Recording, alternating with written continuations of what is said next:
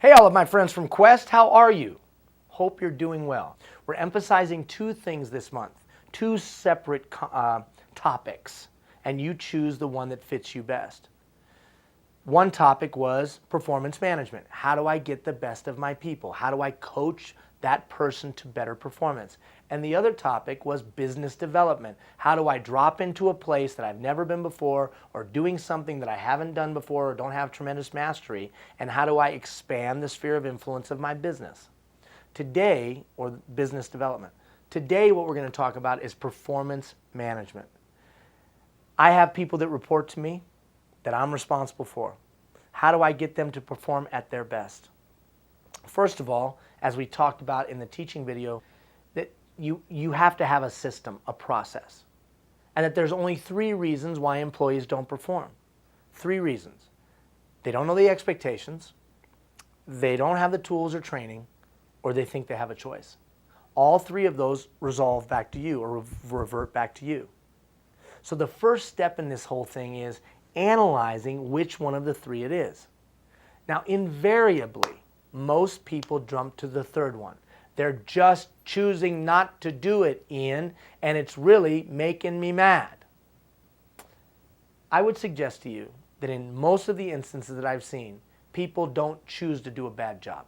People don't get in their car in the morning, start it up, and say, I'm going to do a crappy job at work today. They don't do that. You might think that they do that, but they don't do that. Yeah, but they're frustrating me. I didn't say they were frustrating, not frustrating. I'm telling you the reality. The reality is they either don't know the expectations or they don't have the tools or the training. You hired the wrong person, or you didn't train the person properly, or you didn't give them the physical tools to do the job. It's probably one of those 2 things, not choosing. Because stop and think about it. You really think they're looking at you and saying, screw you, I'm going to do it my way. I don't care what you think. If that is the case, then they got to go today, right? They got to go today. Now, in this email, I've resent you that flow chart that we talked about the first time we were together. But it begins with the analysis, being a good doctor. How do I figure out what the performance issue is, or the root of the performance issue? The root of it.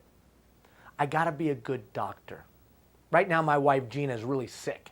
She's got this flu. Now, when she guzzles that liquid Tylenol, she feels great. As soon as that liquid Tylenol wears off, she feels like crap again. That liquid Tylenol is not solving the problem. It's just masking the symptoms. So when I say being a good doctor, we've got to get to the root cause of the problem. What's the performance issue and its root cause? And I think that is where we lack quite a few times. So, how do I do that, Ian? How do I analyze? Well, I think the first step, like a good doctor, is that chat. Remember you go into the doctor, remember when you used to be able to go to a doctor's office and actually see them and talk to them, and it wasn't like, they would ask you questions, they would probe, they would touch, they would feel, you would cough, and they'd put that cold stethoscope, and then they put the thermometer in your mouth. Now they put the thing on the side of your head, and I don't get it. But they would probe so that they could make a strong assumption of what the root cause was, and then they would apply the appropriate medicine. So when you look at one of your managers or one of your direct reports, you leaders and executive leaders, and they're not getting the result you want, that either you expect or that you desire, whatever, you must ask yourself, why? What is the cause of this? I would ask open-ended questions, as we've talked about before. I would do some probing. I might do some observing. I might do some questioning. If I think it's expectation, have them regurgitate the expectation to you. Or you could role play with them. See how they do with clients by role playing. But I got to figure out what the problem is. That's called coaching. It's not enough to just me say, I'm angry and they're no good. That's not effective. Or saying to them, you better get better. Well, of course they better get better. But what are you doing to assist them in getting better? If it's expectations, and I'm asking those open-ended questions, and I'm trying to get to the root cause. What if it's training and tools? How do I observe for that? I observe for that by watching them do it, or hearing them do it, or having them explain to me how they do it.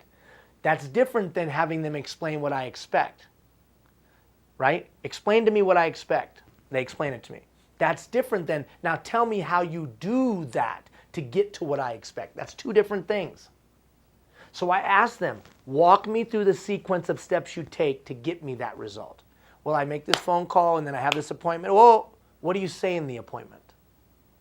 How are you positioning Quest? Give me the words that you use. See, I think you've got to get down to that level. That's what doctors do. Doctors get down to that level. They got to have enough information to make a proper diagnosis to apply the appropriate medicine. That's why I think the doctor metaphor is so effective. Now, what's the root of all of this success? That capacity to really listen.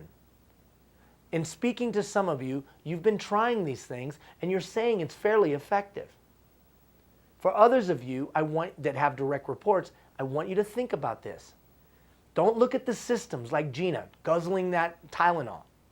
What she really needs to do is take care of the virus, but she doesn't want to go into urgent care or to the doctor and get the antibiotics. Ian, why are you venting like this is some kind of therapy session for your marriage? Well, I'm just saying sorry. But she won't take care. She's just masking the symptoms. Take care of the root issue, the virus or the infection or whatever. The same is true with performance. So that's what I want to leave you with today. I want to leave you with this thought. Now, next week, I'm going to give you some more thoughts. I'll make them a little bit more concise. I rambled a little bit today. I apologize. As we continue to grow our capacity to get the most from our people. And I'll also add in some information, a video about the beginnings of some concepts and theories around effective business development. If it wasn't your first call, if you know what I mean. Some of you are new at this. Others of you old hat, but some of you are new. Those of you that are new, I'll give you some tools and some information. Appreciate what you do, and there's still one or two of you that have not made your commitment. And unfortunately, I'm going to be talking with Charlene and letting her know the people that haven't made commitments yet, just because I have an obligation to do so. So do me a favor, make that an easy conversation for me so I can just say everybody's made their commitment. Okay? Have a great weekend. Talk to you soon.